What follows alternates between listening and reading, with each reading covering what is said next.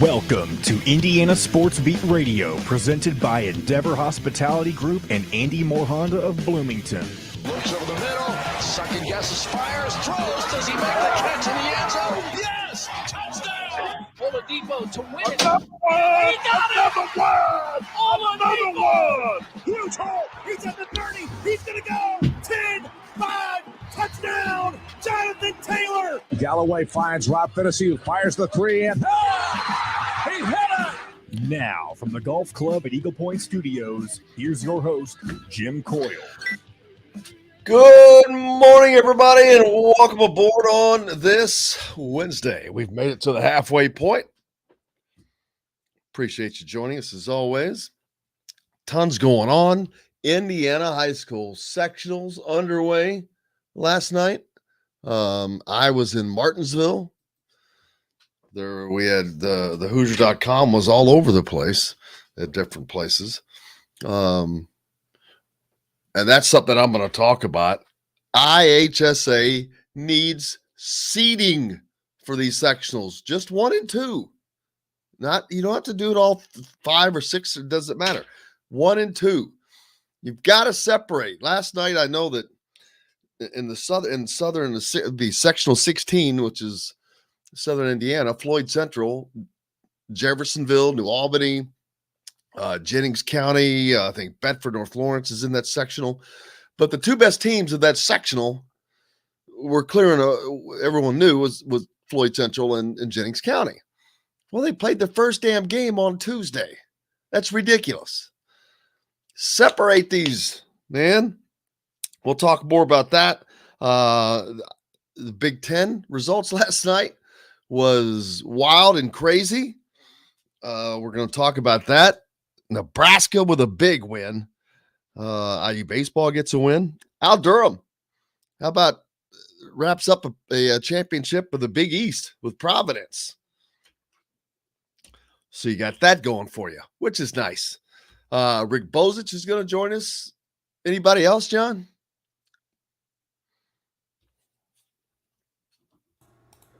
I'm working on it, but right now we just have Rick Bozich.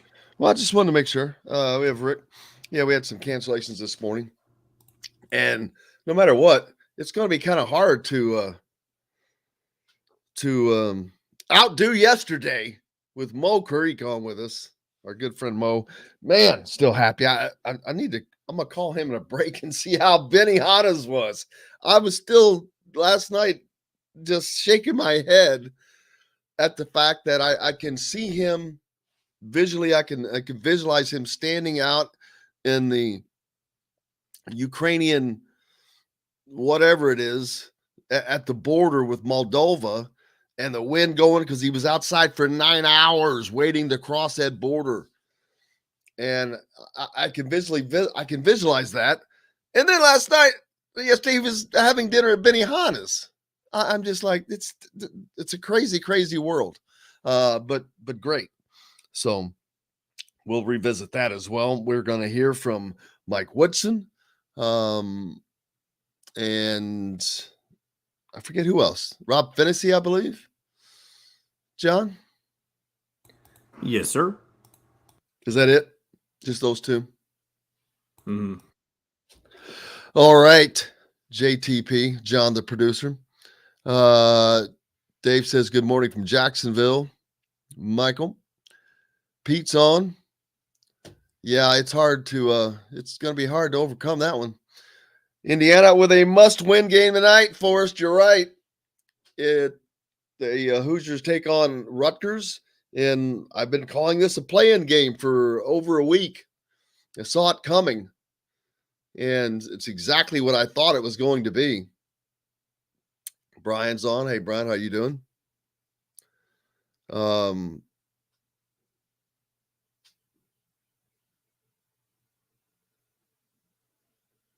Tuttle, Williams, McCulley, Grimmel, and transfer Carter Bozich.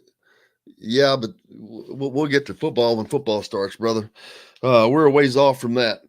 But yeah, the Big Ten battle. What a battle it is right now. Last night,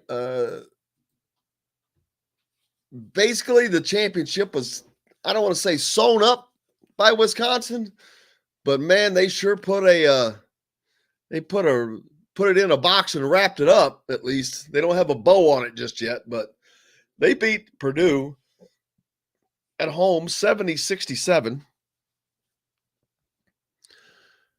Poor Purdue.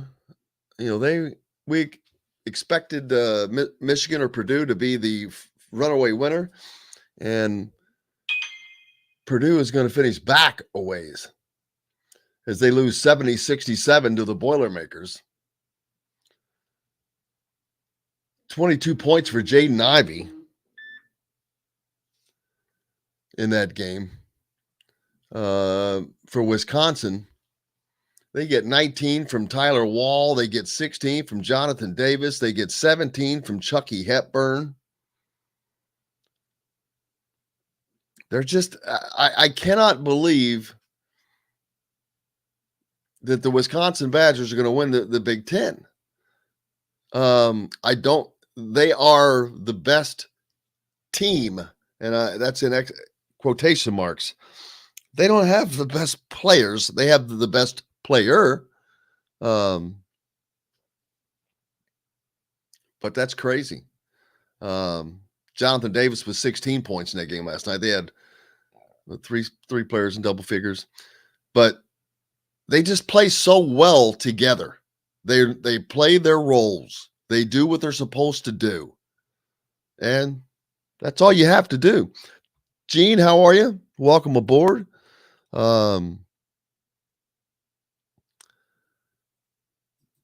Michigan beats Michigan State last night also. Let me go back to where are my Big Ten results? There we go. Go backwards. What was that score? 87-70. I was watching that game. Just beat the living crap out of them. It was never close. Michigan State's just not playing well. How did Indiana lose to them? That's the question. Indiana's one of the only teams that they've beaten here recently. Michigan State definitely on a slide. But the biggest game of the night in the Big Ten, how about Nebraska going to Columbus and beating Ohio State 78-70? Number 23 Ohio State. That's a gigantic win for Nebraska. That's 2 in a row, man. But that's their first win over a ranked team since 2019. And it's a road win. That's huge for them. Comes right off of that'll certainly help save your coaching job. But that's got to be a great sign for them. Ohio State now, they've lost 2 in a row. On Monday, Iowa beat Northwestern 82-61. Yeah, I was talking about Nebraska, 2 in a row. That's 2 road wins in a row, by the way. On Sunday, they went to Penn State, and they won there by 23 points. So it's no fluke. They beat Penn State 93-70. Playing kind of well at the end of the season. Unfortunately, it's much too late as the standings. Nebraska still sits at rock bottom, even with the success here of late. Gives them 3 conference wins overall, though. Still 9-21 on the season. Maryland in that bottom 4. And probably going to stay that way. Maryland, Northwestern, Minnesota, Nebraska. Those are going to be your Wednesday teams in the Big Ten tournament. And that means, I guess, I don't know, I have to see the schedule, who plays who next, but Indiana would be involved with the next group of games the following day. As Indiana, now if Indiana beats Rutgers, which I think that they're going to, Rutgers is currently 10-8. Indiana 9-9. Indiana can get that 10th win. And if they were to lose to Purdue, that would still leave them at 10-10 in the Big Ten. A lot of 10s, man.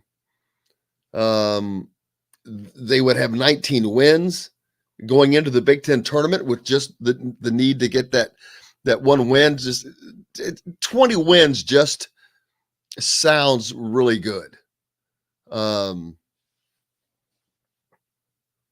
And it's something Indiana, I think they're going to get there.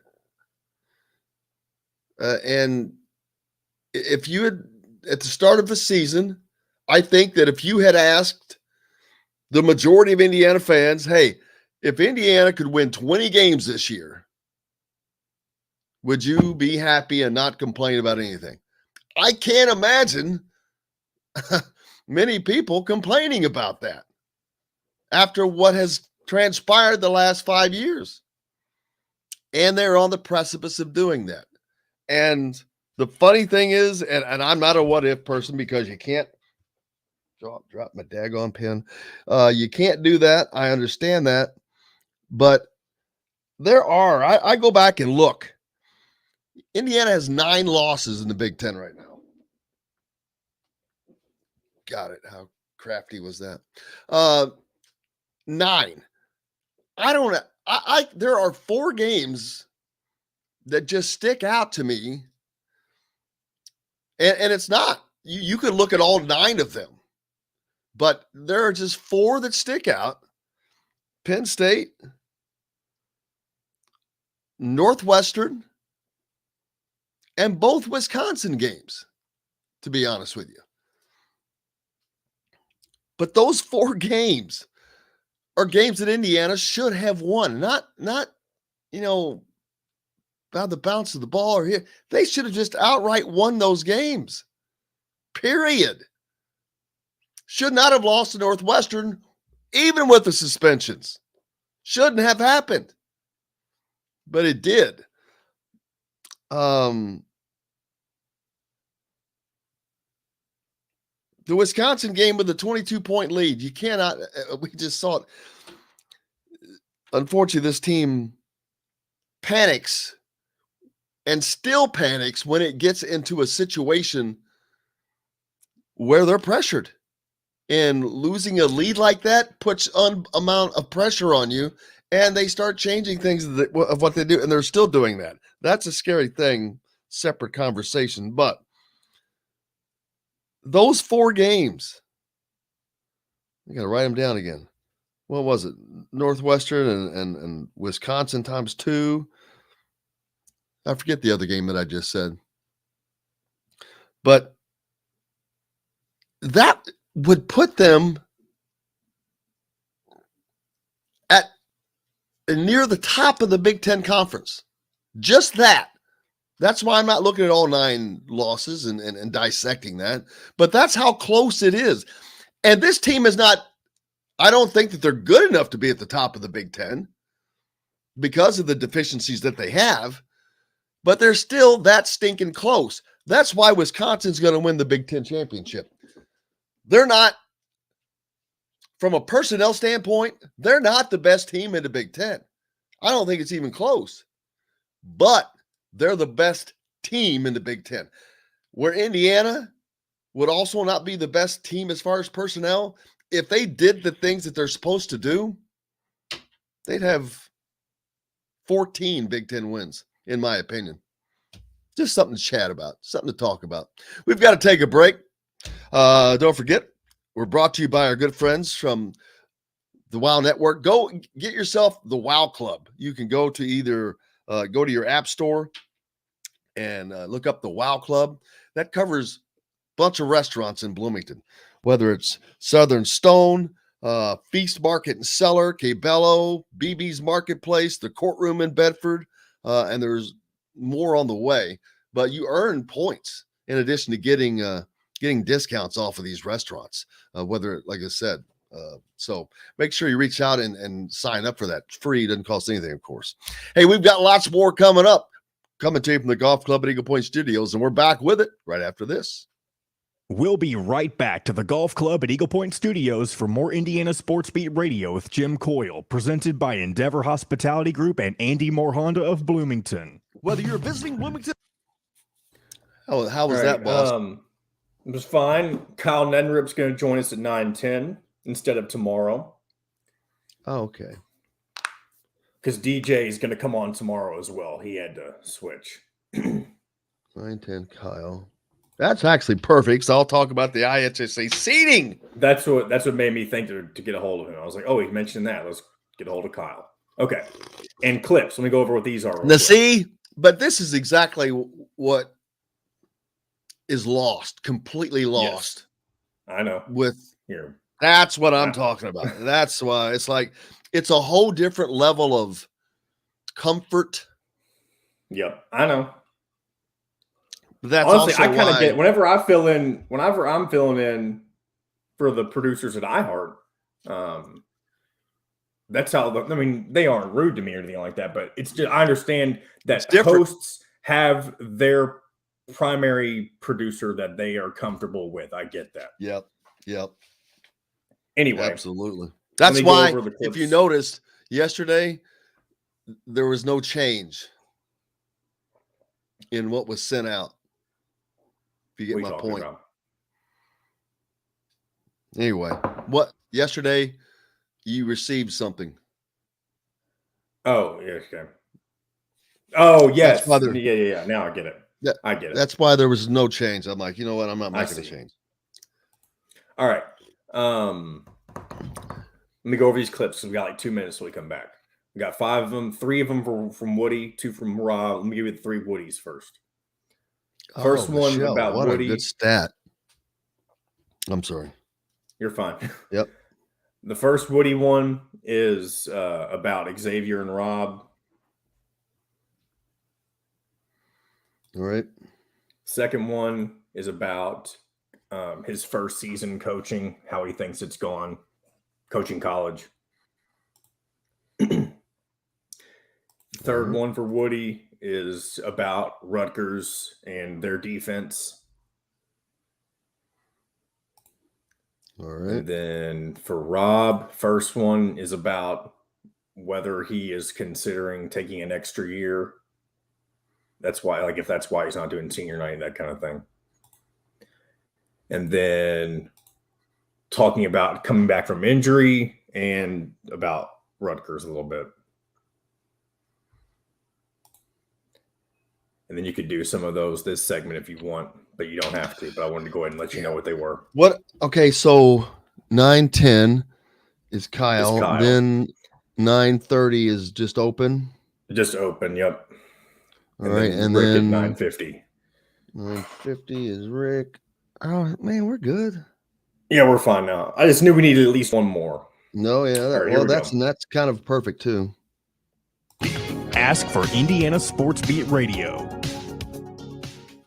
This segment is brought to you by Andy Moore Honda of Bloomington. Now back to the Golf Club at Eagle Point Studios for more Indiana Sports Beat Radio with Jim Coyle, presented by Endeavor Hospitality Group and Andy Moore Honda of Bloomington.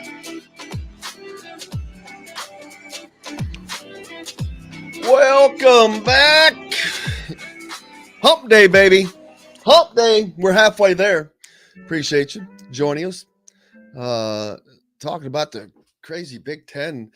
It's March Madness, man. I've seen it in high school. We've seen it in college games already. It's starting. It's here. And I love it. I mean, it is. I love it and I hate it because it's going to boom and it's going to be gone. And then it's, oh, man. I hate the end of college basketball because it's always so fun and great. And then it's over. Great tournament. We're going to hear from Woody, Rob Fennessy as well. Kyle Neddenriep's going to join us. Rick Bozich is on today as well. A Hall of Famer. Looking forward to talking to him. Tons of comments from you guys. I got to make sure I don't miss them. I think I said hey to Eugene.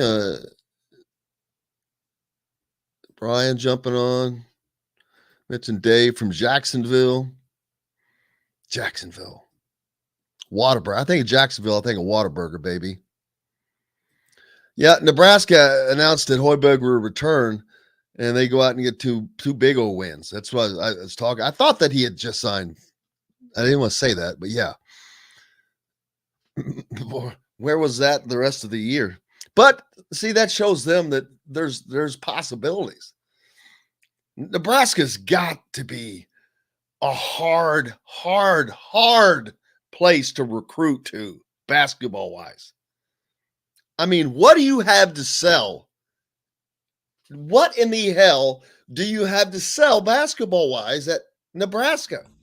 The only thing that I could think of would be they probably have one of the nicest arenas in the Big Ten with Pinnacle Bank. That's probably their biggest selling point that I would think of. Dude, that's nice if you have a competitive team, but I don't think that means dick squat if you don't. Seriously, it's like, man, they've got nothing to sell.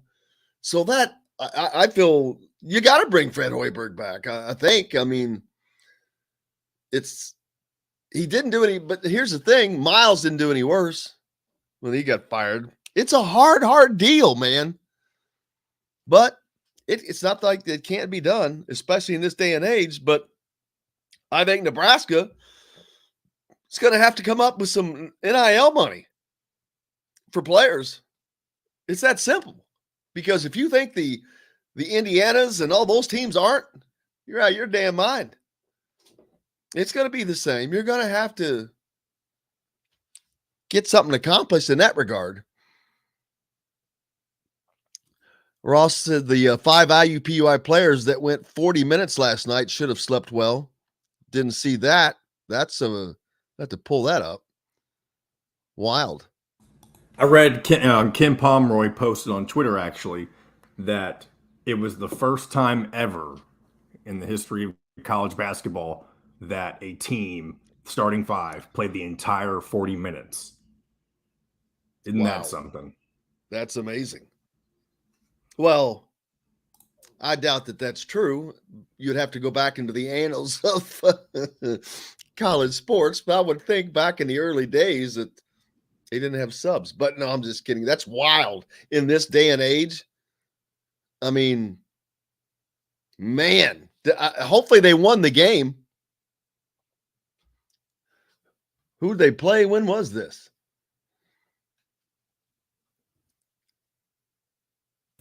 I don't know who their opponent was, but I do know they played yesterday. That's when it happened. Did they win? We can take a look at that right now. Well, I know IUPUI basketball. It's that fast. It's that quickly nowadays, man. 70-58, the final. They win or lose? IUPUI loses to the Oakland Golden Grizzlies. No, I've got to pull this. I've got to pull this up, though. I want to see this. Oh, damn it. There we go. I want to see the stats for this. Here we go. It lists IUPI. It only lists 5 guys, all 40 minutes. 4 players in double figures.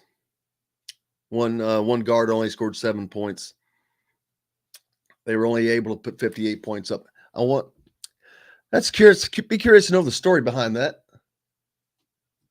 If that was just simply out of, hey, this is what I think we need. Josh asking, yes, it's a must-win tonight for Indiana, no question. I think that Indiana will win the game, but Brian wants a mulligan for the last 5 years. Let's see. Brian says we will see what the team is made of. Sense of urgency. Yes, they definitely need to have that. They just need to play like they've been playing. Tim says if they win the Big Ten tournament, well, I can stop you right there. Indiana is not winning the Big Ten tournament. He went on to say, let's see, that Wisconsin wins the regular season. Who was Big Ten Coach of the Year? I can tell you right now, and I don't mean this negatively, Mike Woodson has no shot in hell of winning the Big Ten Coach of the Year. Too many mistakes were made. Too many games lost because of, not calling a timeout in the Minnesota game to stop this run, to stem the run, the end of game collapses. No, you're not going to win. I'm sorry, but you're not going to win Coach of the Year doing that. Those are mistakes that he has to clean. And he knows he's growing. I mean, it has been an adjustment for him. I think it's because he's also older, and it was so long in the NBA, and it is such a different game. I'm a little surprised that the assistants haven't been able to do more to acclimate him to that. But that's that. But no, Greg Gard is going to win, and he should. Winning the Big Ten with that team, beating Illinois, beating Purdue, who both probably have better personnel. Yeah, who the hell else gets it? Indiana should have beat Wisconsin twice. I'm calling. It's not fair. I was calling Wisconsin the Cincinnati of the Big Ten. It's not really fair. I think Wisconsin's, I don't know if I think they're better than Cincinnati was in football or not, but Wisconsin's just a strange team, man. They kind of remind me of the old Indiana teams under Bob Knight. He would have you could have one good player, but he had a bunch of role players that all played their roles, and they did them correctly. They made few mistakes. That's what Wisconsin does. They make few mistakes. Play as a team.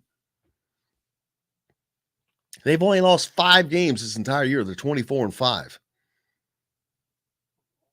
So, yeah, Greg Gard is not even close to not winning that award. Michael, the Music Man. I don't know where we're at on that. So,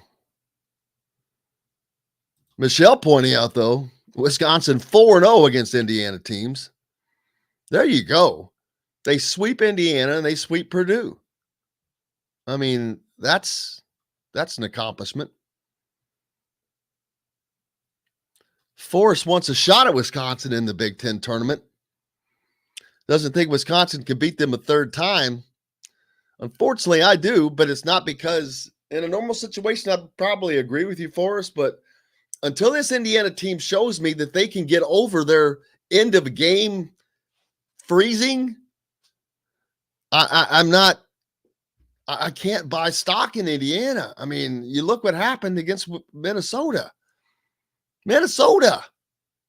Let me say it again. Minnesota. They've won 4 conference games all season. They're 4-14. And you let them just take 20 points off the board in 6 minutes without being able to stem or stop that. Yeah, until I see an ability to not panic, to not freeze at the end of the halves, Wisconsin is not going to freeze at the end of the half. I'm not saying Indiana can't beat them. I think they should have beat them both times. Had they been able to not freeze, so to speak. Ryan points out that if they lose tonight, CNIT. Well, that's most likely true. They would have to turn around and beat Purdue, or, in my opinion, they would have to win 3 games in the Big Ten tournament. But that's just FYI. If they played 3 games in the Big Ten tournament, that would equal out to winning the Big Ten tournament. Just to clarify, if they played on Thursday. Am I wrong about that? I thought they played up through Sunday, but I could be wrong. Right. I was just trying to do some math in my head. Maybe I'm wrong. They would have to get to the Big Ten championship game. Let me just say that. They would have to get to the Big Ten championship game. They wouldn't have to win it, but they'd have to get there to replace what had happened. I mean, this is, and Rutgers is in danger. They're 10-8 in the conference, which is fine, and that would put them at 10-9. They had Penn State afterwards, so that would leave them at 11-9. They would be, that conference record would be fine. I think that that would put them at 17-13. Rutgers, Michigan, and Indiana are the three teams in the Big Ten that are in that mix of hoping to get in. Indiana's in right now. Michigan trying to play their way in with that win over Michigan State last night. But Michigan is 16-12. Rutgers is 16-12. They have identical records.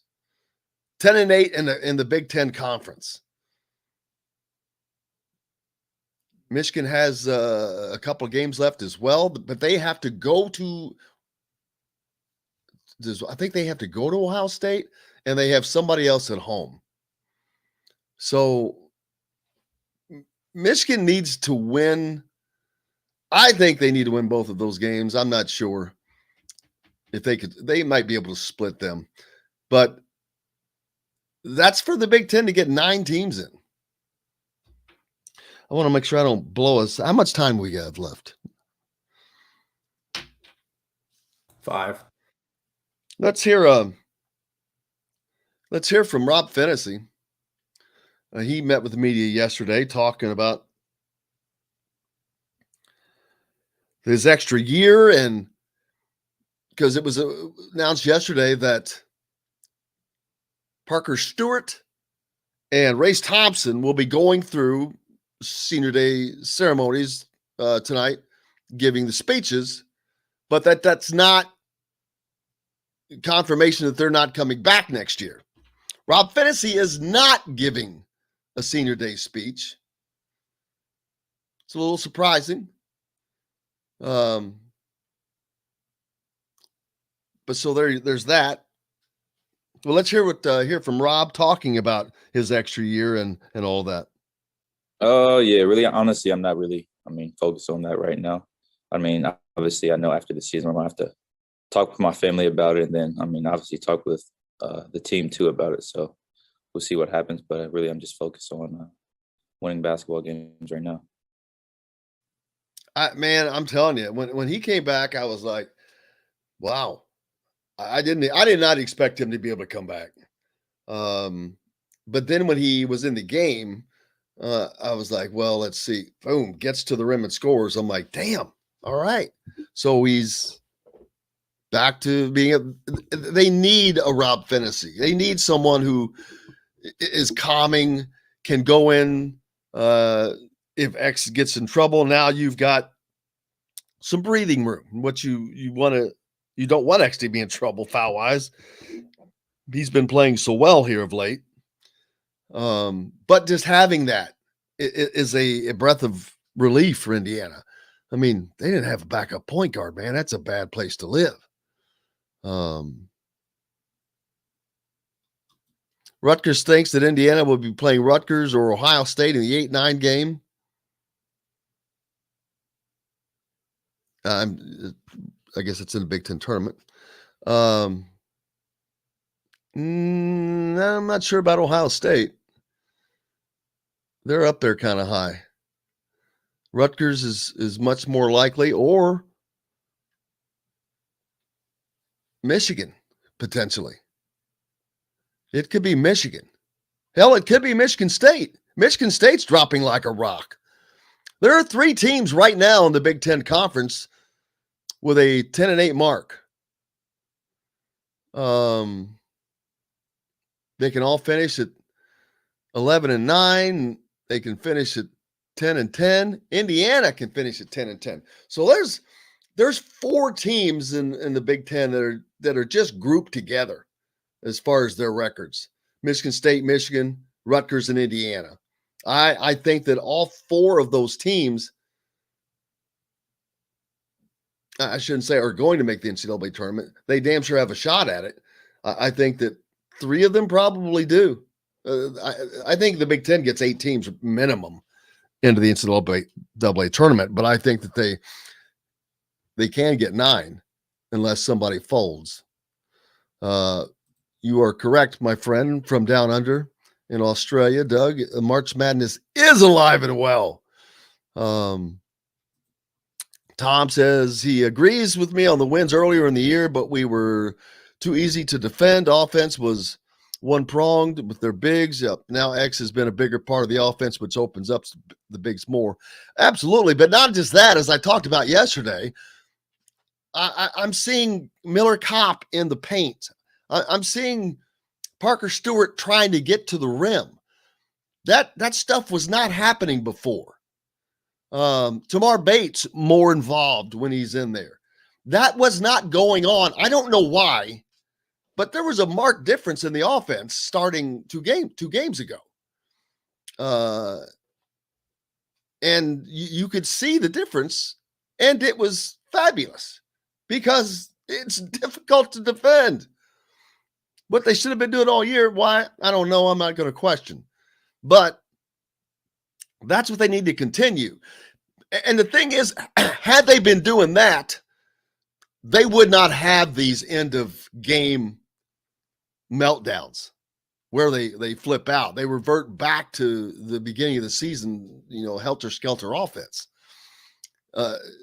It's like their confidence just melts away and they freak out thinking, oh God, I got to do this or I got to do it. No, just chill out.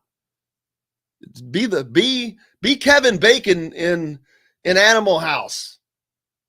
He's the security guard at the end of the movie saying, it's going to be okay. And everybody runs over his ass. But just stay calm. It'll be okay because you've got your tools. Cohen Carr in for a visit. Ja'Kai Newton's mom makes it clear that she wants Cohen Carr to join her. Great. I'm glad you brought that up. It reminds me, yeah, she posted this kind of tipped and edits thing with the recruits coming in. Her kid's not even here yet. It's Ja'Kai Newton's mom. He's not even here yet, and she's posting stuff about IU all the time. The reason I bring that up, that's excitement in the program for people that aren't even in Indiana. That strikes me as very, very good for this program because other parents are going to see that, other kids see that, and that's going to sell Indiana. And Indiana has to become more of a national recruiting school as they have. Jalen Hood-Schifino, Ja'Kai Newton. I know everybody wants to see the Indiana kids on there. And yeah, you need to just simply get the best of the Indiana kids.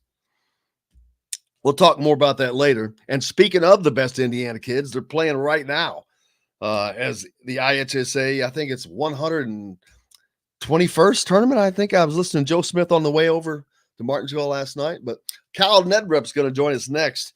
He is the nation's leading expert on Indiana high school basketball. Let me unequivocally say that. We're back with more Indiana Sports Beat Radio, brought to you by our good friends from Andy Moore Honda Bloomington, Bloomington's #1 Honda dealer, #1 for a reason, and you get more to your door with AndyMooreHonda.com. Go there right now. Back with more from the Golf Club at Eagle Point Studios right after this. We'll be right back to the Golf Club at Eagle Point Studios for more Indiana Sports Beat Radio with Jim Coyle, presented by Endeavor Hospitality Group and Andy Moore Honda of Bloomington. An Evansville tradition. Good morning, Kyle. Hey, good morning, man. I was over at Martinsville last night. That was the first time I'd been in that gym. That's a nice little gym. Or not little, it's a nice gym. Yeah, it is. I like how it's set up. I just saw Bloomington North and oh, damn it. Who'd they play? Gee whiz. Columbus East. Who East, I don't think that they were that good, but they made North struggle. I mean, they made them scrap for everything. Yeah. JQ Roberts is he's an athletic son of a bitch. Yeah. I mean, I don't know basketball skill wise. He scored, I think he had 23 and 20 by my count. Did he really? Wow. I mean, he had a ton of he had at the half, he had a double-double almost in the first quarter. Wow. But it didn't stand out is the crazy part. His scoring didn't stand out, but you got to keep that dude off the boards, man. He's got some hops but I was shocked to learn that they beat Floyd Central at Floyd Central. Yeah, Floyd almost got beat, I saw. Yes, they were lucky to win. But that's why I'm beating on this drum. Seeding. One just for 1-2. You've got to have 1-2 seeding because now they've had the most exciting game that they're going to have in that sectional is over. Yeah. And it was on Tuesday night. Yeah. How have you been? Good. You? I can't complain, brother. It's that time of year where you're running everywhere. We're running everywhere. It's fun, though. Yeah, it is. Where were you last night? Did you go someplace last night? Oh, yeah. Noblesville. Oh, well, some shockers there. That's shocker there, huh? Yeah, I mean, Braden Smith just went off. And Noblesville beat Zionsville, which is probably a minor upset.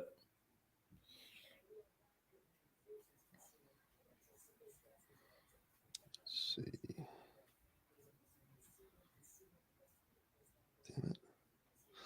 You know, it's so funny. I subscribe to the Star, and I can get it on my phone, but I have tried to get it open on my computer, and it just keeps telling me wrong email, wrong this, wrong that.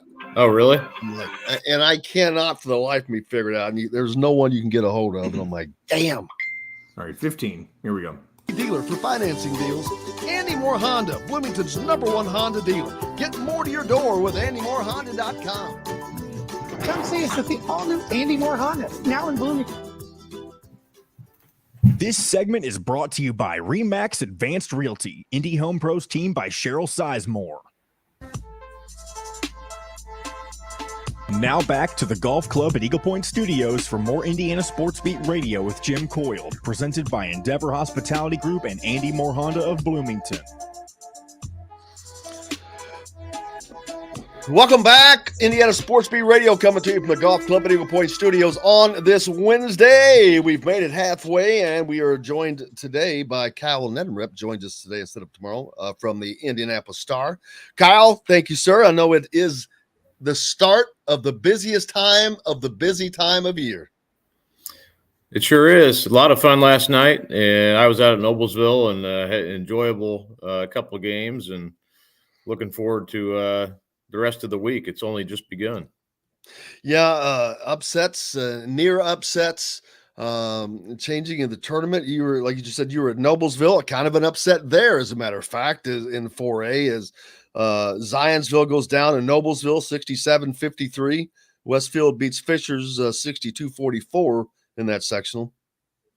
Yeah, Fishers was ranked #2 in the state, and anytime a team ranked that high goes down, it's definitely an eye opener. But that was a team in Westfield that was playing with Braden Smith, who'd missed 7 games, including a 25-point loss to Fishers. That happened just about 2.5 weeks ago or so. And, he felt like in that game, Fishers was kind of, pressing late. I actually went back and watched it on YouTube, and he's not wrong. I mean, they were pressing, into the final minutes. And, I guess everybody's got to, I don't blame Fish. You do what you do to finish the game. And, but you can also take that as a certain way as an athlete and use it to your advantage. And Braden Smith did exactly that last night. He played with an edge. I have rarely seen a high school player be able to sort of grasp and turn into Damon motivation. Bailey-esque. I mean, it was incredible. I heard people who've seen both compare him to Scott Skiles, the kind of the way he was motivated and just relentless. And I know who Scott Skiles is. Obviously, I've seen him play. I didn't see him as a high school player in person, but it was unlike. He was what you call a gamer. He was a Jay Edwards type. Yeah, and I think Braden. It's pretty rare. I've covered a lot of games, and I haven't seen a player kind of harness that very often. And I've seen it, but not very often. And I thought he did that last night. And he's playing with a foot that he's going to have surgery on when the season ends. So it's just it's pretty incredible what he's doing. And last night he had 20 points in the first half, 28 for the game. And Fishers was never really, they got it back to, they were down by as many as 26, cut it to 13 at one point, but he was really put them on their back, and they're into that semifinal. They play Hamilton Southeastern on Friday, a team that's under 500, but still they beat Westfield with a healthy Braden Smith. So any team in this sectional is tough. And then the first game last night I thought was also sort of a surprise. Noblesville jumped out on Zionsville right away and never trailed in that game. And, it was close early in the third quarter. Noblesville kind of put the screws to them, and they win on their home court. They played about as well as I think they have all year. And, they have some nice players. Preston Roberts as a junior had 15 points, all of them in the second half as they kind of pulled away. Zionsville didn't, Logan Imes had such a great season and really start to the season. Then he got hurt his ankle, and he was out for a few games. And, talking to Jarrah Howell after the game, they just never kind of quite got back to what they were. If you remember earlier in the year, they were ranked number 1 for a time in Class 4A. They were 8-0 at one time, and they finished 14-8. So couldn't quite keep that momentum going. It was kind of similar to last year. They had a sectional game last year where they just couldn't they just didn't play very well, and it kind of felt like that again. So a tough end for Zionsville. Noblesville now plays Carmel, so that'll be I think it'll be a hopping host site. Noblesville is hosting the sectional, so they'll kind of play that underdog role, and they've played Carmel tough in the past in sectional games. So those are old rival schools, and I think Noblesville will be up for that. And this is a Carmel team that hasn't been always as dominant as previous years. They're very good defensively. Sometimes have struggled on the offensive end. So I'll be curious to see how that turns out. But yeah, I thought really the story of the night was Braden Smith, and I think anybody who's there will remember that performance for a long time. Yeah, and that makes me really, really wonder. I know that this kid wanted to go to Indiana, and he ended up getting the offer from Purdue, and that's where he's headed. But I have a suspicion this is going to be one of those kids that Indiana regrets letting get away. One of the Indiana kids that they regret getting away. He's just, having seen him very little, but listening to you, he's got that grit and that gear. And it reminds me when you talk, I mean, that's kind of Damon Bailey-esque to be able to do that, to turn that on. That's the only, I remember back when he, at the Final Four when he won, I mean, he scored the last 11 points in that game, and it was basically clear out and get out of the way. And to be able to just do that in a high school game is, you just got to have something to you. And they're special. And I heard talk about Braden Smith for a while, that he kind of had that in him, and it sure sounds like it, especially when you do it at the right time like that. Man, that's not everybody just has that. And Indiana could use that right now. It's why the hell they've lost so many games of not having composure at the end of the games. Yeah, it's something that's hard to describe, because it's sort of something when you see it in person, you kind of know, like, well, it's sort of an intangible thing that it's hard to put into words, I guess, or hard to know what it is until you see it. But he does have that, and I don't know how it. I cover these guys, throughout their high school career, and really enjoy doing that. And I know everybody, the college fans and whatever, they want to project. I'm kind of, I like to let them live in the moment a little bit and enjoy their high school experience. And so I don't know how it translates to Purdue or beyond, but he's going to be a different player in college because he's going to be more of a facilitator, which he does really well at Westfield too. But he does have to score a lot for them, and he does that, and he forces the action. He plays with a chip on his shoulder, and I think that's refreshing, to be honest with you. I like watching that. I like watching a guy who's not, who is not afraid to wink to the crowd, or I'm not coaching him, so I guess that's it's different. But Shane Sumter, the Westfield coach, I think he really enjoys it too. But sometimes he has to pull back on Braden just a little bit. He's so competitive. But man, he's just, there's something about him, that right now, I'm not sure there's many people who have that. I got to let my dog in real quick. It's all right. That means fortunately, we'll get to see a lot of that, because last night also on the winning side was Lawrence North. They were able to get past Crispus Attucks without CJ Gunn. So CJ will be able to now continue to play. He was out of that game, of course, because of an infraction in the previous game, but he will get to play in the sectional next. What's Lawrence North's prospects look like? Yeah, I was glad to see that. I mean, not that you root for any team, but that would have been a tough way to end his career without being able to play on the court.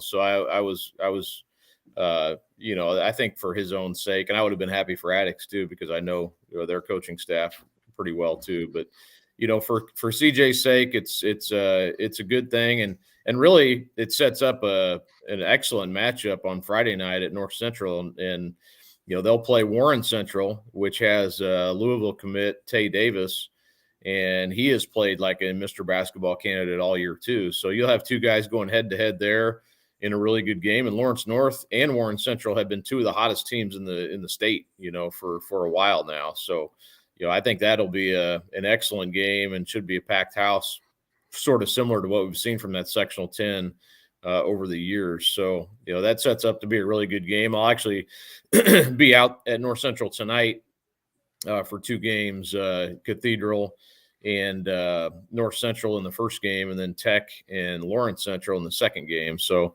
it should be a fun night of basketball out there. There's not as many games tonight on a Wednesday night, but there are some good ones, including that sectional at North Central. So where is Lawrence North playing? What sectional are they in? Sectional 10 at North Central. That is also, so that's where you're talking about tonight. So there's more games there tonight. Yeah, it's a 7-teamer, so that the alignment's a little different. You have one game Tuesday and then two on Wednesday, which is a little different than a lot of the 6-teamers. And that sounds like one of the tougher sectionals around. Oh yeah, typically, I mean, every year I think I cover that sectional a lot, and it's always especially the last, I cover it almost every year I've been here, but the last couple of years it's been insanely good. And this year I thought could be slightly down, but then you see these teams are kind of trending. Like Lawrence North has played really well, Warren Central's played really well. North Central won the county, and Cathedral won the city, and those two teams play each other tonight. So you've got some real this, and I think this is probably Cathedral's year. If and they haven't won a sectional game in 7 years, so they're trying to break through and win. So this is a big test for them tonight. I think if they can get through that first game, it's going to relieve some of that pressure. But just so much talent on that team, with guys going to Eastern Kentucky and Murray State, and of course Xavier Booker's not committed, but he'll go somewhere good. They just have a lot of talent, and they've had a great year. They just have to do it in the sectional and now. And I think this is their chance. And North Central's good too. I mean, Joey Brown, hopefully he's healthy from his took a hard fall here a couple weeks ago, but I've heard he's probably going to play tonight. So they'll be locked in and ready too. It should be a really good atmosphere and a good game tonight at 6:00. Yeah, Xavier Booker, another potential IU target out there that's playing. And I was at Martinsville last night. I watched Bloomington North beat Columbus East. J.Q. Roberts, he had another IU potential target. That dude is just freaky athletic. He surprised me with his ball handling skills. I saw him bring the ball up quite a bit at a speed. For a 6'7" guy, he looked pretty good. And his hops were crazy. He had double well into the first half and ended up with like 23 and 20 or something. It was a quiet 23 points, I'll be honest with you, but they end up holding on for that win.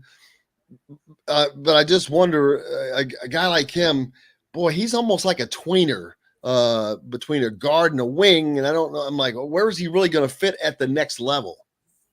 Yeah, I think that was kind of the question about him, and I've liked most of the games I've seen him play. He's played really well, and I always come away feeling more impressed with him than I was going into it. So, he just produces, in my opinion. And I don't cover a lot of Bloomington North games, but I'll see him once or twice a year and here and there. But, I agree. I think he's kind of a, if he's one of those guys like, and there's a lot of guys like, if they're 2 inches taller than all kinds of offers. But, sometimes I think that can be overrated, based on the skill set of the player.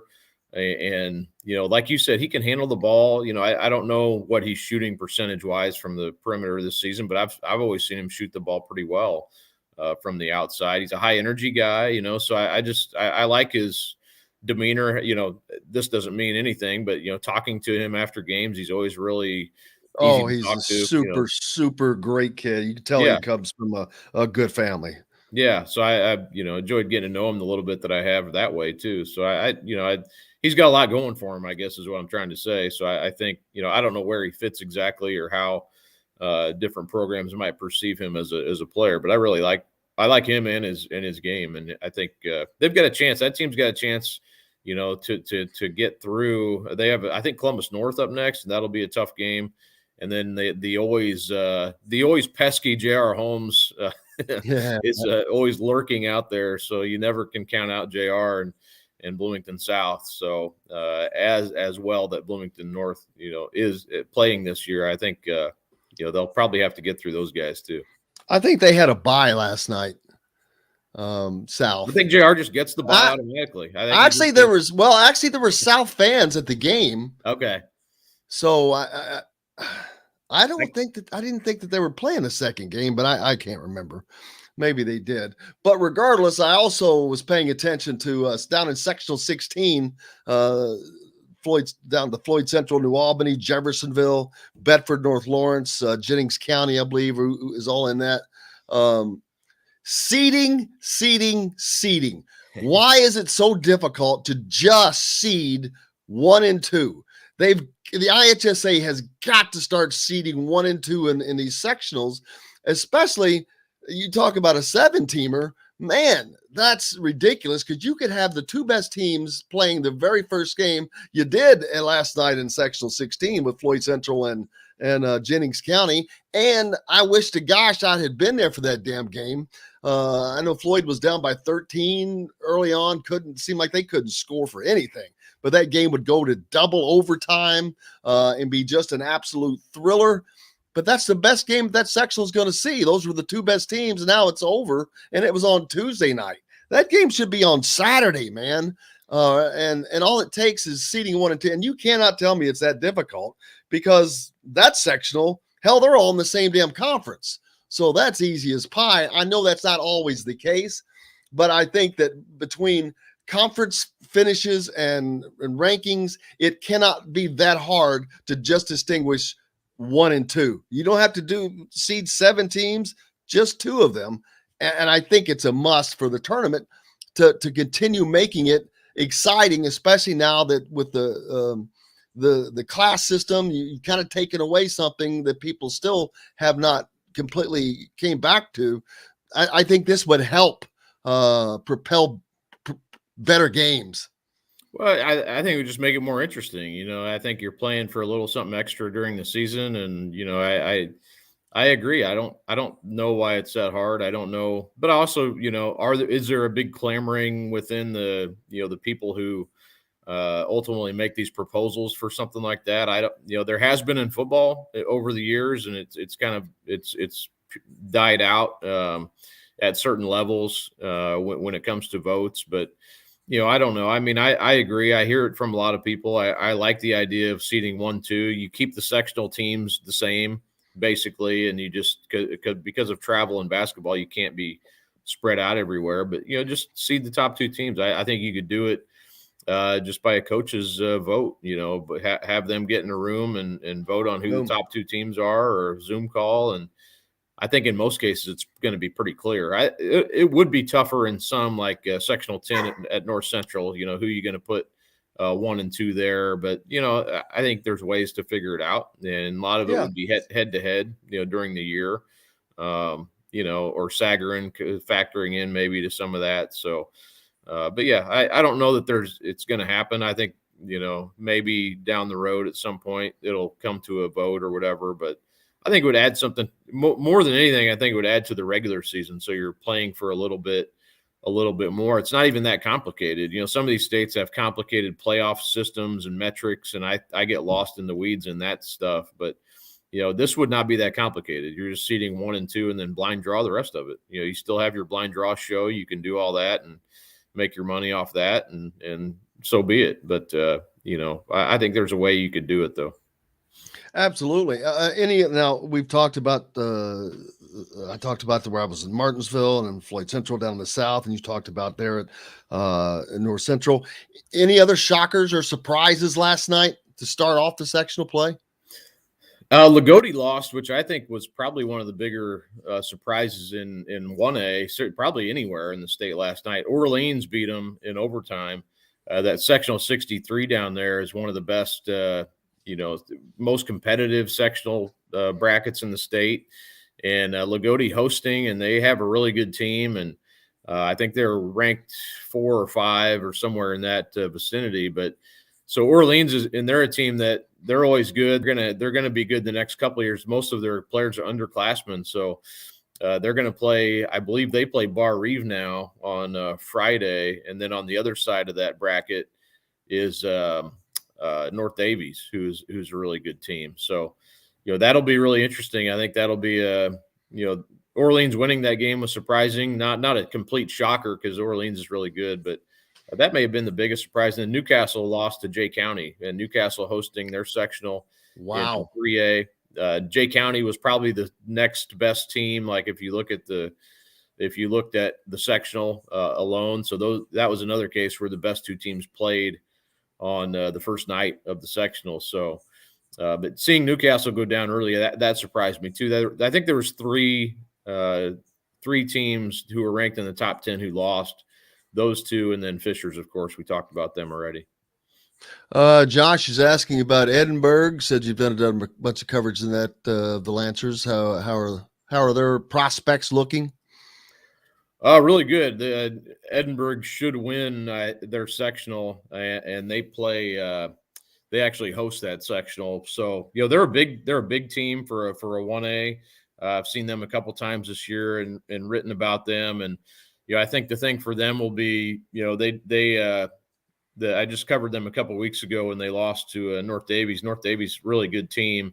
The Mullen kid there, Jalen Mullen, their point guard is a junior, and he kind of controlled that game late, I thought, and was able to kind of navigate their size a little bit. But yeah, Edinburgh beat Trinity Lutheran last night, so they'll play Crothersville in the next round, and then probably see West Washington in the final. But Edinburgh should win that sectional. They're pretty clearly the favorites, I think, there this year, especially playing at home. That's kind of a far-flung sectional with teams all over Southern Indiana, so nice for them to stay at home and play. So I think we'll be looking at them, in the regional next week going into Martinsville.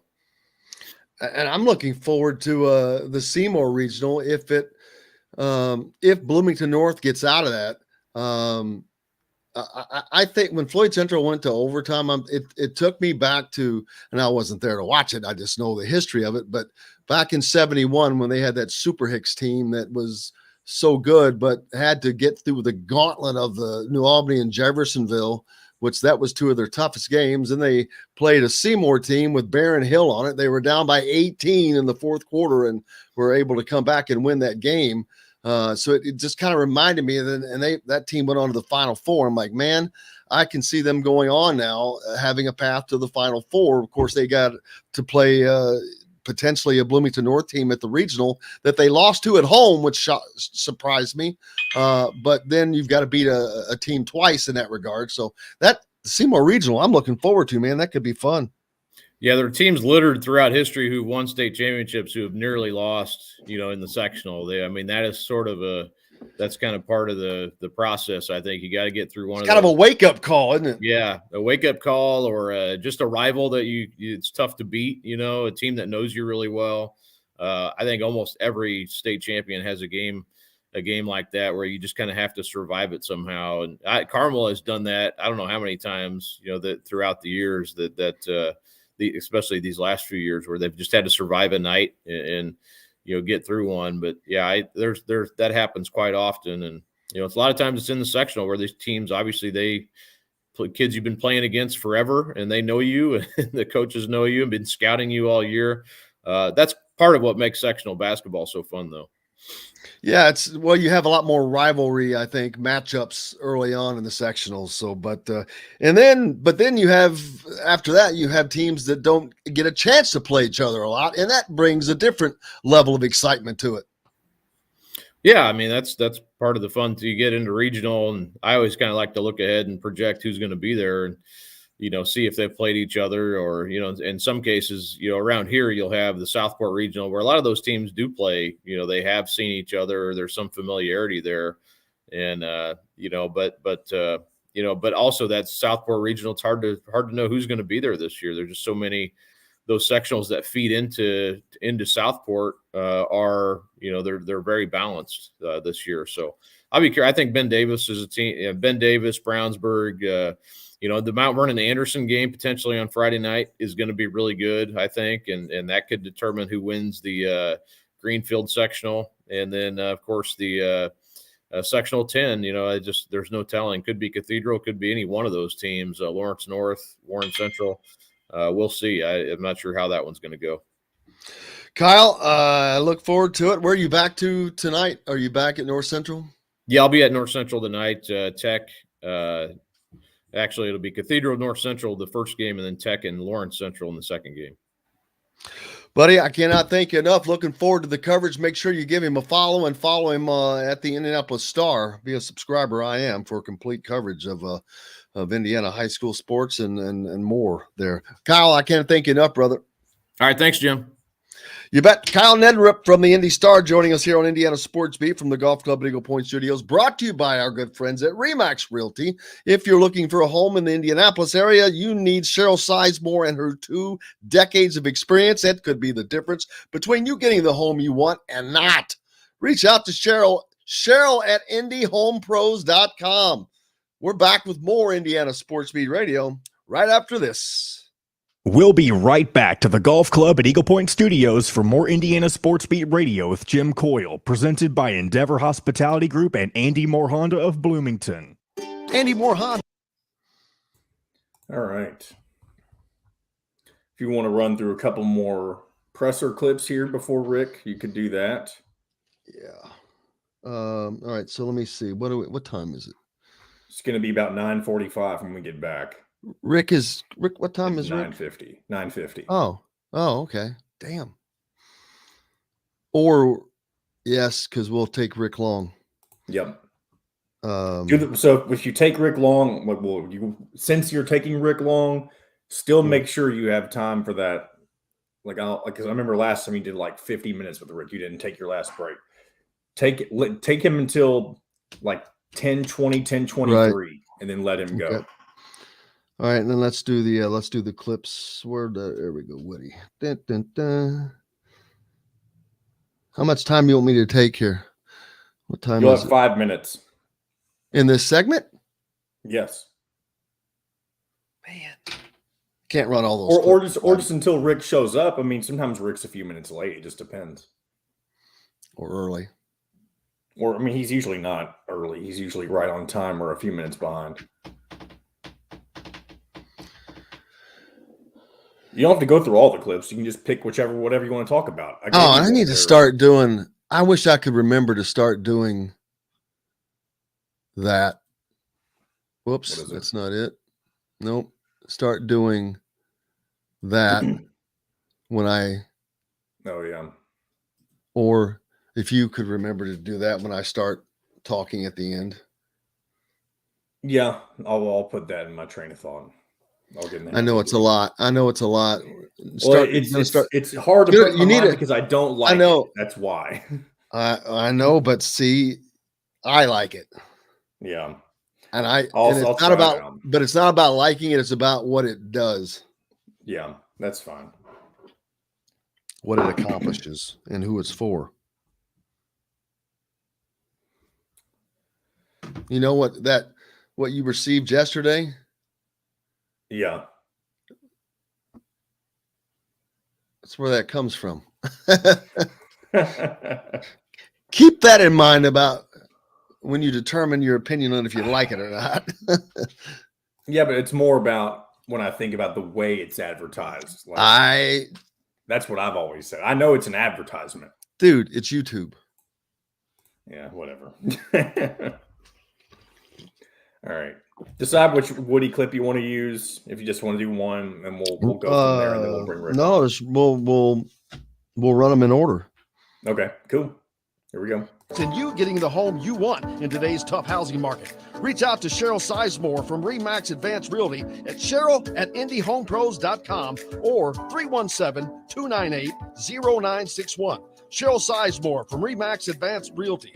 Let Cheryl Sizemore get you in the home you want today. Cheryl@IndyHomePros.com.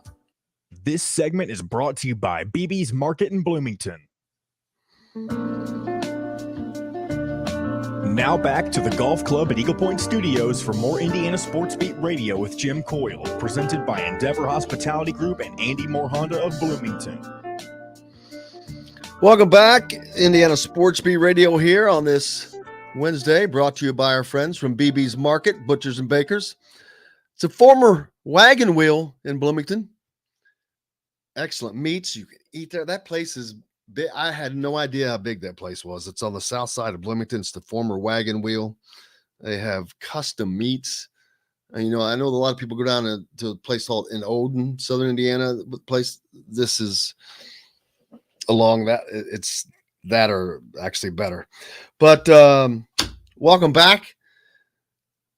Mike Woodson, we spoke with him yesterday as he met with the media. And he talked about Xavier and Rob, now that you've got Rob back and having that and what that means for Indiana as they go forward, because Indiana, we've seen how, and it's just common sense, stretched they are without Rob, because you don't have Christian Lander. And even when you did have Christian Lander, it was sparse minutes. Then you had Trey Galloway, and now he has a high groin injury. And let me tell you, those are just, they suck. They just hurt. It's along the lines of the plantar fasciitis. It just, you can't jump. It's hard to run. And higher up that groin injury. Damn. I mean, I had one that wouldn't go away for 2 years. But let's hear what Coach Woodson had to say about X and Rob. Well, I mean, it's huge. I mean, Rob has missed 10 games, and, we went through a stretch where we were closing games with Rob and X on the floor and winning, which was kind of nice. But I haven't been able to get back to that here of late because Rob has been out. But yeah, it frees X up a lot more because he knows now he can, he can stay aggressive. We got away with it in the Maryland game. X picked up 2 fouls early, and we really had nowhere else to go. Exactly, and that limited them, but they were able to get by. But you can't get by good teams. I mean, let's be honest. Indiana has had a hand tied behind their back for most of this season. He also talked about coaching in his first season and all that came with that. Let's hear what Coach Woody had to say. Well, it's a great question. In the NBA, you go through almost 100 games a year. I've done that for 34 years, so this is kind of a piece of cake in terms of, an 82-game season versus a 30-game season. It's for me, it's still but just basketball, man. But the college game, it gives you a lot more time to teach and prepare, man. And the pros is just you don't sleep. You just constantly grind it. There was Coach Woody. Kind of brings up a question, but if it gives you more time to prepare, some people will ask, well, why weren't they better prepared for the end of games? But we'll talk about that and much more. Hall of Famer Rick Bozich from WDRB is going to join us next. We're back after this spot from BB's Market, who brings this to you. Here from the Golf Club at Eagle Point Studios. Back after this. We'll be right back to the Golf Club at Eagle Point Studios for more Indiana Sports Beat Radio with Jim Coyle, presented by Endeavor Hospitality Group and Andy Moore Honda of Bloomington. Whether you're visiting. That was a collective butchered outro if we've ever seen one. Well, yeah, I wasn't expecting to go that quickly, and you do what you do. Back to the Christmas decorations. I love it. Not one, but two. It doesn't look Christmas. No, it looks like a Birdheim Forest, actually. Well, that's up by you, John, isn't it? Yeah, it's about 15 minutes from here, yeah. Where do you live? There. Mount Washington. Oh, okay. You probably told me and I forgot, but did Kravitz ever say what happened to the Jay Mariotti story? It's not going to release. Yeah, they It's wouldn't. not? They won't let him. They won't let him. The Athletic won't let him won't run it. Really? Yeah, that's what he said. It's the first time it's ever happened to him in his career, and that's why I was saying, well, you ought to pull the insider and get that to somebody else. He's like, oh hell no. He said it'll run sometime, but yeah, they won't let him run it. Wow. Wonder why that is. You know what? I think he even told me, and I forget why. Next week I'll have to ask him again. Yeah, he wasn't on at all today. I think he's in Seattle this week. He is, but yeah, that's the first time What's in in his career. Seattle? I think he's just visiting. Yeah. I think he said he had family or something. What's the story he worked on with Zach Kiefer? Didn't he do a story with Zach Kiefer recently? Something it was like his most recent story. Let's see, I am a subscriber to the Athletic. Let me pull that up. What's the point Zach spread tonight? I haven't looked. Zach Kiefer's become a punching bag for Dan Dockage. Oh, really? Yeah, he wrote something. Well, Dan Dockage is pissed at the entire Indianapolis Star. Apparently, he was calling out Dana.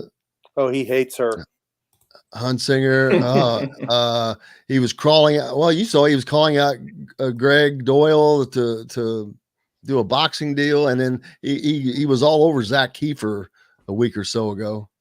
The spread is Indiana by 5. Really? I thought it would be like 3 or 4. But everything I've seen has got them winning at a higher percentage than one would think. Let's see. Rick Jerry got on his soapbox again yesterday about the propaganda media of Louisville. He told me. Yeah. I usually get 2 10 to 15 minute lectures a day. He told me last night that he said I was the reason that he gets in trouble all the time or something. Oh my gosh. All right. The last couple of articles by Kravitz was 10 seconds, Jim. IU caught in the bubble, and then the one with Kiefer on Carson Wentz. All right, here we go. Floyd Expressway. This segment is brought to you by Bubba's 33 in Clarksville. Pizza, burgers, beer. Now back to the Golf Club at Eagle Point Studios for more Indiana Sports Beat Radio with Jim Coyle, presented by Endeavor Hospitality Group and Andy Moore Honda of Bloomington. Welcome back, Indiana Sports Beat Radio, coming to you from the Golf Club at Eagle Point Studios, brought to you by Bubba's 33 in Clarksville. stop off right off of I-65. Pizza, burgers, beer, joined now by Hall of Famer Rick Bozich. Rick, you got a busy chore right now covering Louisville, Kentucky, Indiana. Of course, Louisville is not going to be much to worry about to cover, but Kentucky could probably and most likely make a deep run. Indiana, hopefully looking like they'll make the tournament.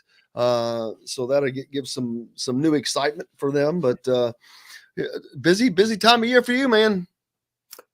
Yeah, I mean, Louisville obviously probably has a week to go in their season. They got one more home game against Virginia on Saturday.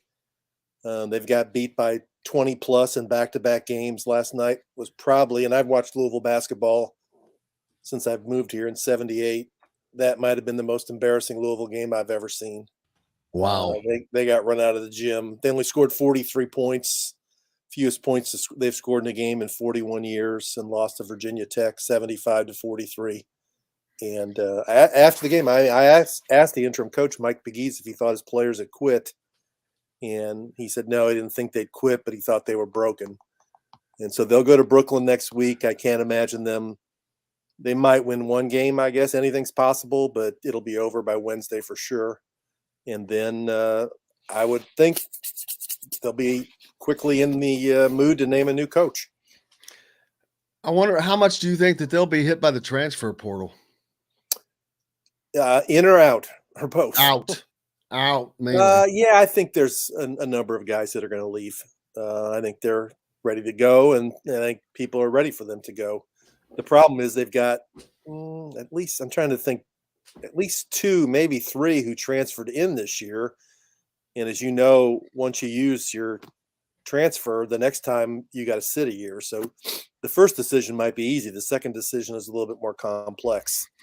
So yeah, and I'm sure that it's a weird deal. Sure, it's definitely a sure weird they deal. hate the fact that they use that their one get out of jail free card to go to a place like that. I'm sure that that's bothering them. And then you got to worry about recruits that they have to hold on to. Yeah, they've got, I think, 3 for next year. One has already reaffirmed his commitment, said he's coming no matter who the coach is, which is interesting. I think he's actually an Indiana kid. I was going to say, I think that's the kid from, because is that the kid that his brother's on the team? Well, Dre Davis's brother is the one coming from Indianapolis. There's another kid named Lance, who I think his brother might have gone to Illinois or something. He might be a La Lemure kid. I don't know. He's the highest rated kid in the group. Dre Davis's brother, Tay Davis. I haven't heard much from him about, what they're going to do. So I think it'll probably depend on who the coach is. The Big Ten is getting exciting. Wisconsin, I would have lost so much money at the beginning of the season on hell, I'd have lost money in the middle of the season that Wisconsin was going to win the Big Ten. And it still amazes me because they don't seem to be that great, but yet they just keep winning. They are a good team. They have a great player, and they have guys that play their roles, and they don't make many mistakes. And they hold on to beat Purdue last night, 70-67 at home to secure a clinch or a share of the Big Ten title. But I'm not going to be surprised if they don't win it outright. Greg Gard's going to be coach of the year, as deservedly so. Who do they finish with? Nebraska? Is it Nebraska? You know what? Let me look. That would be funny because Nebraska's hot. They're on a 2-game winning streak, a road game winning streak. So, yes, at home against Nebraska. Yeah, how about this that? Sunday? So now that would be hilarious to see Nebraska win that game. Before the season started, I think I had Wisconsin picked 8th or 9th in the Big Ten. I think they lost 3 or 4 starters from last year. One of their assistant coaches quit. Somebody leaked that audio, of them talking bad about the players or something, or the players talking bad about the coach. People were questioning whether Greg Gard, was the right guy for the future of Wisconsin, and they just tuned it all out and kept winning. And, I'd say the key game for them all year was when they came back from 22 down and beat Indiana back in their first or second conference game. Indiana had 2 chances to beat them. Could have won both, should have at least won one, didn't win either. And there's your the Big Ten regular season champs. And then last night they do it in the most improbable way. What was it? They're freshmen, and they never have elite freshmen. He banked in a 3-pointer. It was either 2 or 3? I don't remember, but he banked it. It was a 3. It was a 3. Yeah, he banked it in. It was like, what?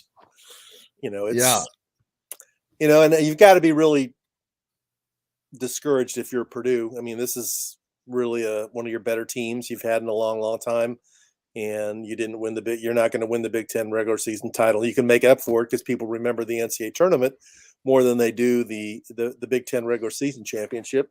But I think we've seen enough evidence from Purdue over the year that as good as they are offensively, they're not good enough defensively, I don't think, to really to win it all, and probably not to get to the Final Four. They're just not. And they'll probably beat Indiana by 20 on Saturday, but they're just not good enough on defense. Nope. And how disappointing will that be for that Purdue team especially if they have a 2-game flame out in the NCAA tournament? I mean, that will be a flop. You finish in the second or third or fourth in the conference, and then to flame out of the NCAA tournament with the talent that they had and the expectations they had, that's going to be a big blow to them, I would think. Yeah, especially after last year they got beat in the first round by North Texas. That would be very hard for them to take. And then you stack on top of that their best player, Jaden Ivey, is probably going to go pro. I'm not sure if Edey will go pro or not, but you don't get generational talents like Jaden Ivey very often at Purdue or really at any program other than Kentucky or a Duke. So you got to maximize those guys when they're on your team. Michigan is trying their best to get into the tournament, Rick, without Juwan Howard on the sideline. They beat the living crap out of Michigan State last night, 87-70. And Michigan State is looking terrible, by the way. Yeah, I mean, that's another team. If Indiana beats Michigan State, Indiana's in the tournament, and Michigan State might not be. That's those are the games I think you look back on if Indiana doesn't make the tournament and say that's where it got away. And the thing that was amazing, I was flipping the channels at point last night, that game, considering what Michigan's already been through, that game was pretty chippy. I don't know what the deal was, but Hunter Dickinson early in the game was like staring down the Michigan bench and saying stuff to him. And I think Izzo got mad after a while, and the refs had to get involved. I don't know what the backstory to was it, but there was a lot of talking going on in that game. I missed that, unfortunately. Oh yeah. I was watching. I could not hear it, but it's good to see. Though the competitiveness as these games come down to the end, and then let's see who else was there was another big game last night. But Nebraska going to Ohio State, right, and knocking them off for their second consecutive road win, no less. But that was their first win over a ranked team.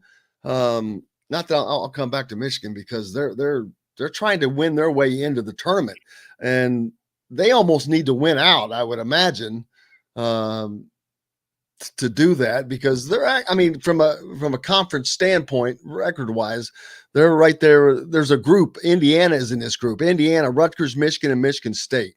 Those other 3 teams are all 10-8 at the moment. Indiana's 9-9, but all 4 of those teams could end up 10-10 and in that same little grouping, which if that was the case, I think they all make it. But Rutgers and Michigan, they don't have the overall record. They're 16-12, so they're going to be close, but I think that they would get past that. But it depends on how the end of the season goes. But there's another team though. Ohio State, if Indiana beats Ohio State in the game, when they're up 4 with 1:23 to go, then Ohio State has back-to-back losses to Indiana, Maryland, and Nebraska, and I think they edge closer to be a bubble team, and Indiana's, again, safely in the field. The problem Indiana's going to have is they got to beat Rutgers tonight. You mentioned Michigan, Michigan State, and Rutgers. Michigan and Michigan State are 2 teams. They only played once, and they lost, and Rutgers are only going to play once. If they lose tonight, you don't want to be in a 4-way tie with those teams and not have beaten without having beaten any of them. Obviously, they have to win this game tonight. And, especially after last year, Rutgers really was the team that punked Indiana more than any other team.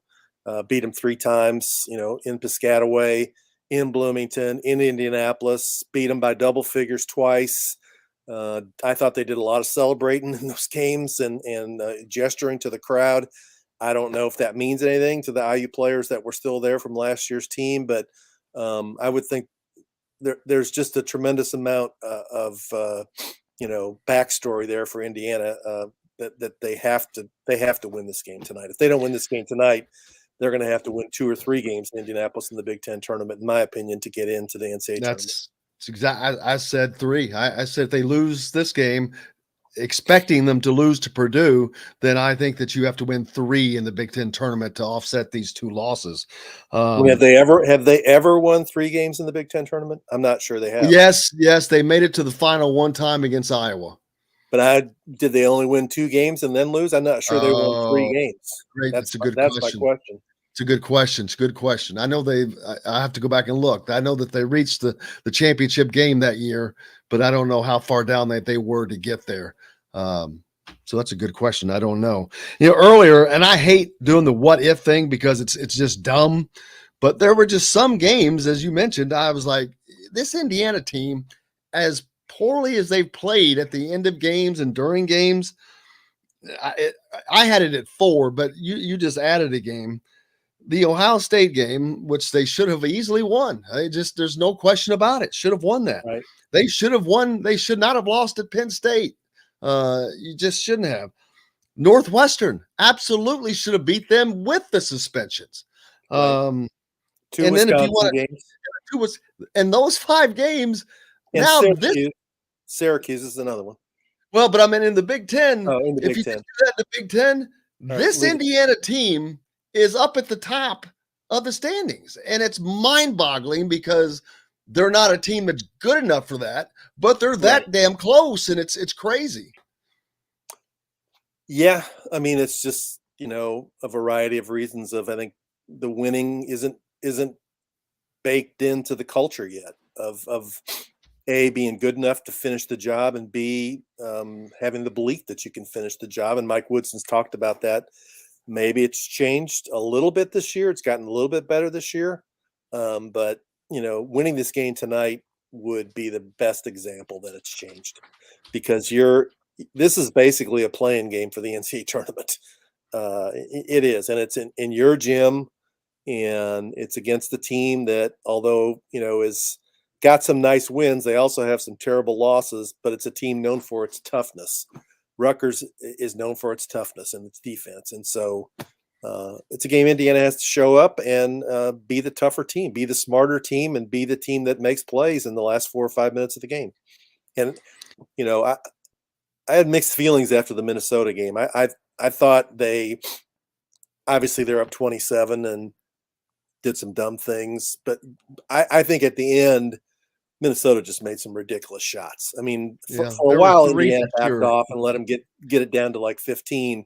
But over that last stretch, I mean, most of those shots were guarded and they were just going in. I mean, yes. And they did survive, but, maybe that'll be a good thing to realize that, you got to play through all 40 minutes. That there's a clearest example, no matter how much a coach tells you that, until you actually live through it, something that horrific, then you don't get the message. Speaking of Woody, this has been a learning curve for him. We've seen several games that I think that some things could have been differently, that the games turn out differently, whether it was early on the substitution patterns or the lack of calling a timeout or the team's inability at the end of games. That's the biggest thing of continuing to play like they've played instead of freaking out, basically. And as he said at one time, freezing. But that's been a continued problem. And it was a problem in the Minnesota game, even when some of those shots were just dumb. They're hitting threes. They're hit 3 threes that with guys right there inside of their jerseys. But Indiana's offense also didn't do anything either. It got stagnant. Right. They start making mistakes. They freak out instead of just staying calm, doing what you do, and staying in your flow. They let the other team take them out of what they're doing.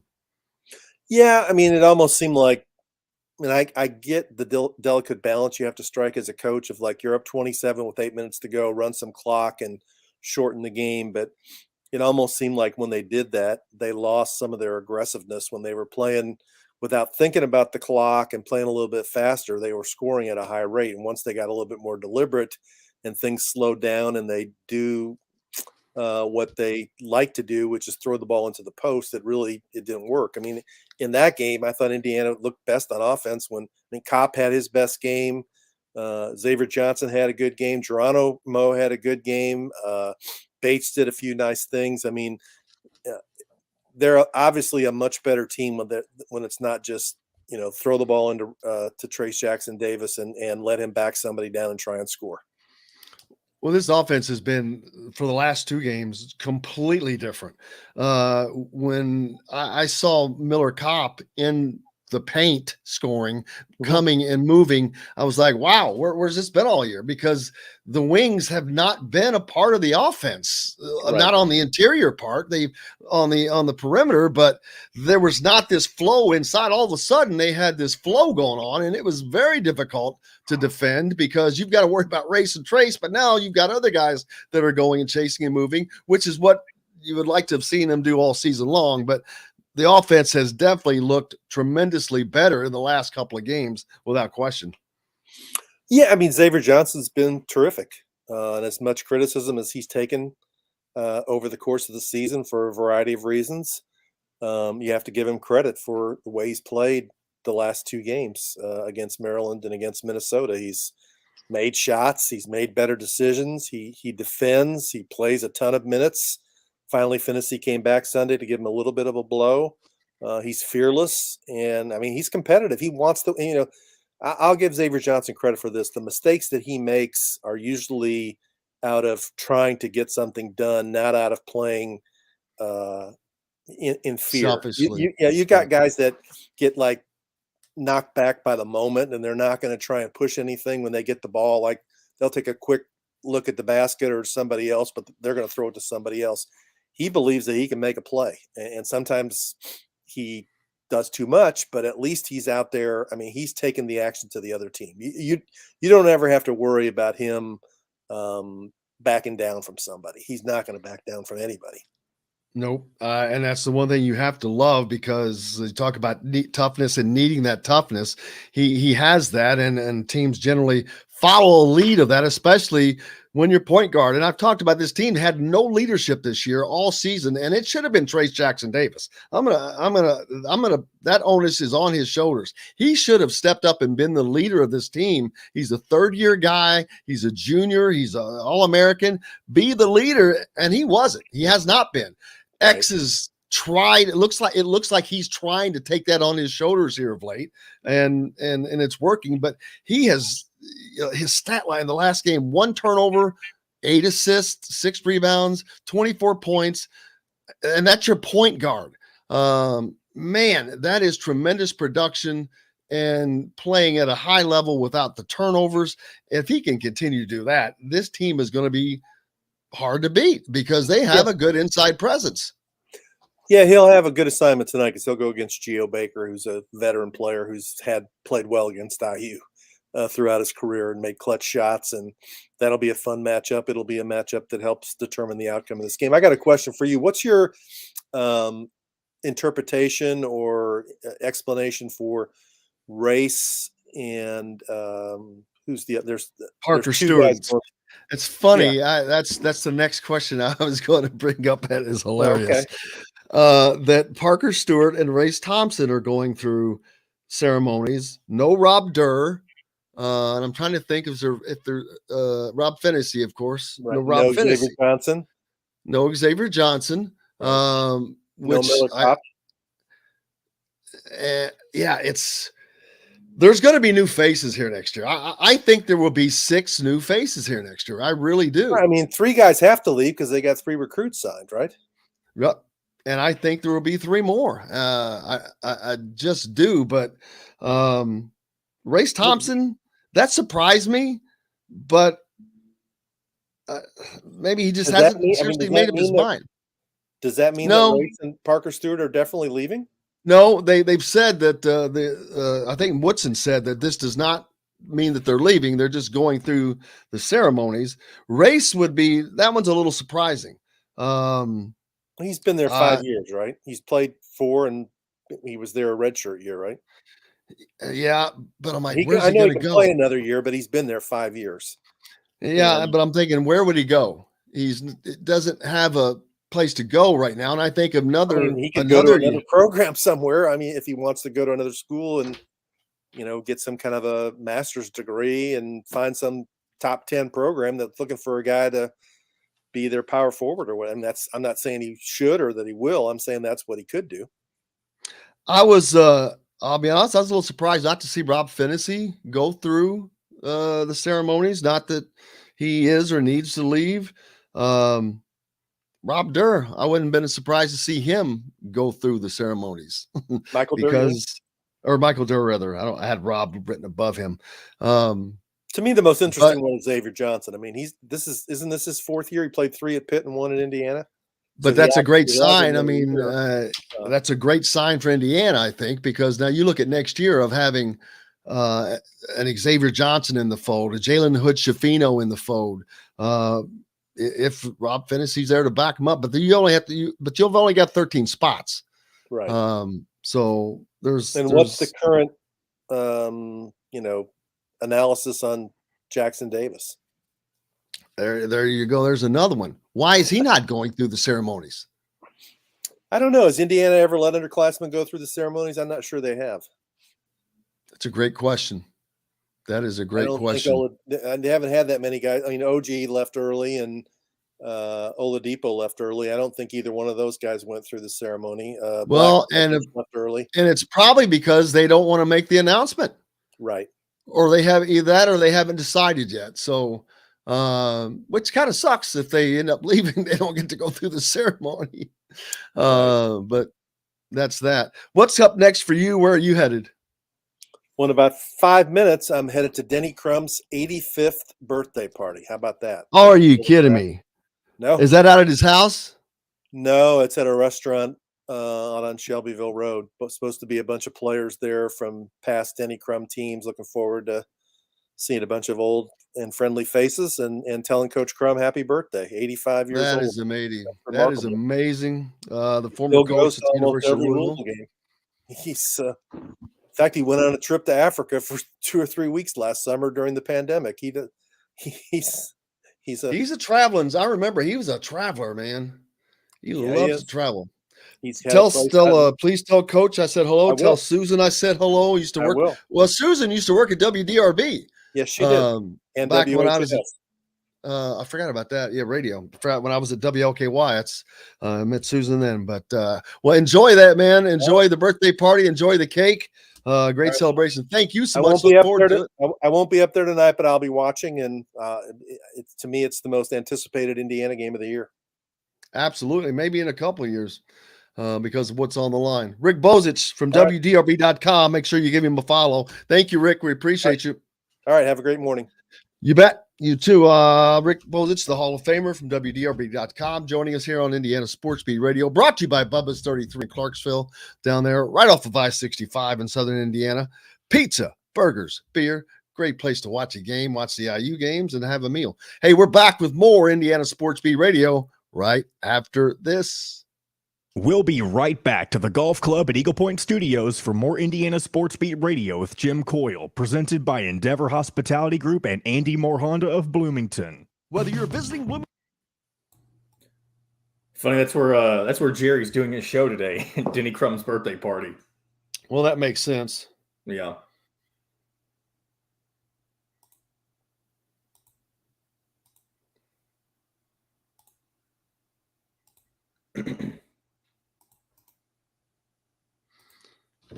Yeah, I actually went out with his wife. Yeah, you told me that before. But she's substantially younger than he is. That wouldn't surprise me. She is not 85. Let's say that. Nor is she 75. Yeah. Nor is she 65. Just remember, you're saying this stuff over the air right now. I'm just saying her, and nor nor is she. I don't think she's 55. There's no way. Some people can look younger because of plastic surgery. I know them because I know who they are. But I know this person. That's true. Oh, man. I'm going to have to hop off pretty much immediately today, just a heads up. Ugh. Yeah.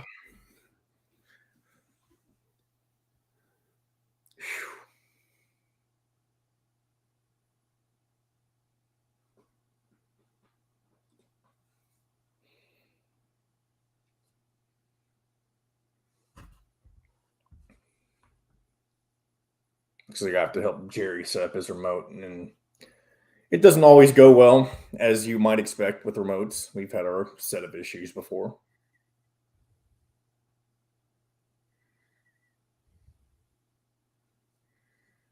Well, she's retired. Luckily, of course, she doesn't need the frickin' money.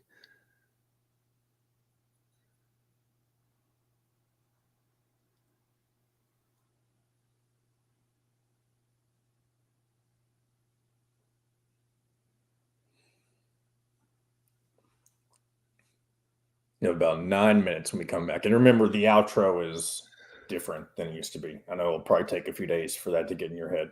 Did you do the? Oh, are you able to do for the intro? Do you want it to say brought to you by My Wow Network instead? And I know you say you don't want Endeavor, but you didn't know what you wanted it to say.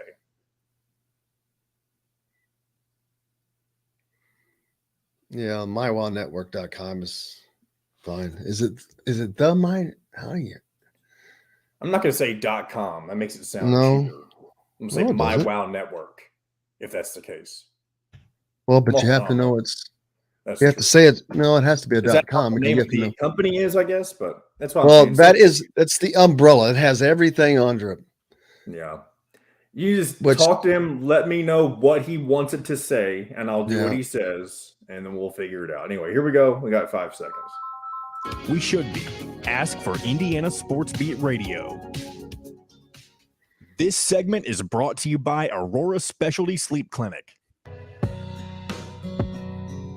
Now back to the Golf Club at Eagle Point Studios for more Indiana Sports Beat Radio with Jim Coyle, presented by Endeavor Hospitality Group and Andy Moore Honda of Bloomington.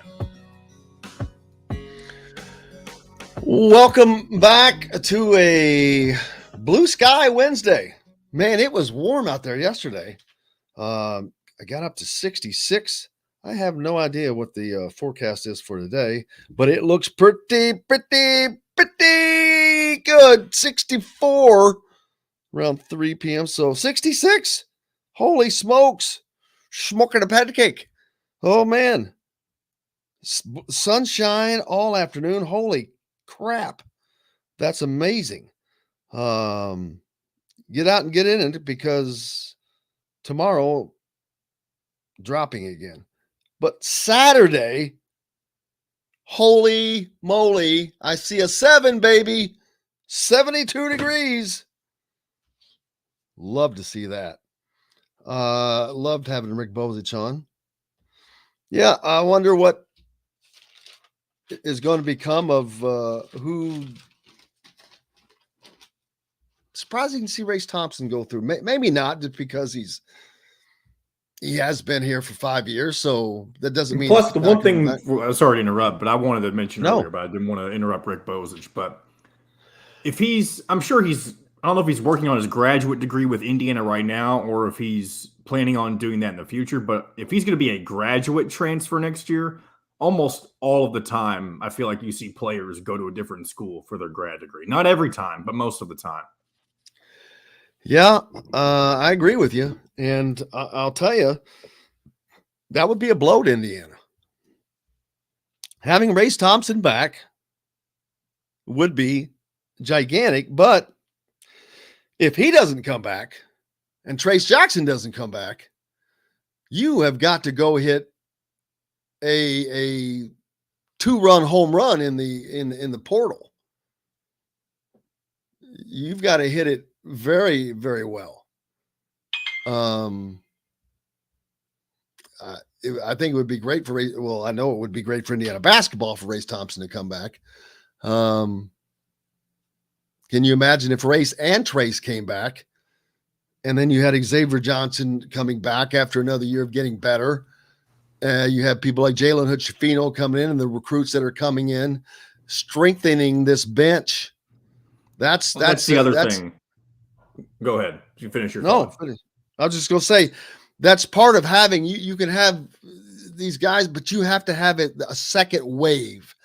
Yeah. Indiana has not in any way had a second wave this year with their substitutions. They haven't done anything.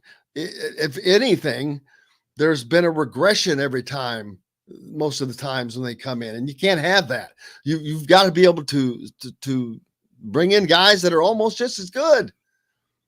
I mean, you should have 7 guys that should be able to start on your team. Back to what you were saying about Trace Jackson Davis, and I think there's a relation between why you see Race Thompson doing senior night and Trace Jackson Davis. And you have that pairing that has been so strong these past several years. I wouldn't be surprised if there's been talks, and probably expected, not necessarily not surprised, but I'm sure there have been talks between those two specifically about Trace Jackson Davis going to the NBA and Race Thompson maybe wanting to move on elsewhere because he doesn't have that connection with Trace Jackson Davis anymore that you've built up over however many years it's been. Well, he wouldn't have any relationship with guys where he would go. He would have less. He's got a relationship with the other people. You also had Race considered not coming back this past year, and he already decided to come back once. Well, because there was a coaching change. Yes, and you still can do that now. And like I said, it's not because he has any issue with Indiana, but maybe he would just want to move on to something different for his last season, as most college players tend to do when they're graduate players. I'm not saying that's what Race will do, but it's a very common thing that you see, obviously. Let's see. Let's some comments. Indiana has too many end of game collapses that cost them from Ed. Let's see. Forrest says they'd have to win 4 games to win it. So that means then they could win 3 games and not be in it. So that is right. Then they could play 3 games. Tom says the difference between Wisconsin and the rest of the conference is Wisconsin has leadership on the bench and the floor. Forrest says Michigan's hot. You think Michigan wins out? If they do, they're in the tournament, no question. Bob says to answer your question about the tournament every year that I can remember, the Big Ten tournament ends on it's always ended on Sunday about 2 hours. Yes. Unless they've changed that, the Big Ten tournament runs through Sunday. Now they could have changed it and I'd have to go back and look. I can't remember, but it always ran right up to it was one of the last tournaments to end before CBS goes into the pairings and the announcement of the pairings. Michigan has to go to Ohio State and has Iowa at home. Ohio State's pissed off too. So that would be that'd be a tough win to get. But if they do that, that's going to that alone would you can't lose to Iowa at home. But I think if they split those games, they might be good enough. Kelvin says IU winning the Big Ten tournament is not a big jump. It is an identity and basically home games against competitions they played close. I disagree. I agree with everything you're saying, but for Indiana to win 4 games in 4 days, I don't see that. They have not won 4 games in a row this season. And that was, well, maybe they did back in the pre-conference, but not during the Big Ten have they won 4 straight. And not that they don't have the talent, because they played all of these teams close. They beat Purdue, but they lost to Michigan. They lost to. Did they play Illinois? Yeah, lost to Illinois. Forces Michigan may be the most talented team in the Big Ten. I'm not sure about that. Ross, TCU beating Kansas. Nah, it's not going to hurt out of you. Kansas isn't going anywhere. He's referring to TCU being able to make the bid stealing. Bids. And that's the thing. This is not about Indiana and comparing them to Big Ten teams and getting into the NCAA tournament. It's these other teams that are down where they are. It's the other teams that are in the first four out and the first four in and all that stuff. That's who matters what they do. Fred says this team will be remembered as the Brady Bunch, part Archie's, part Woody's. That's kind of funny, actually.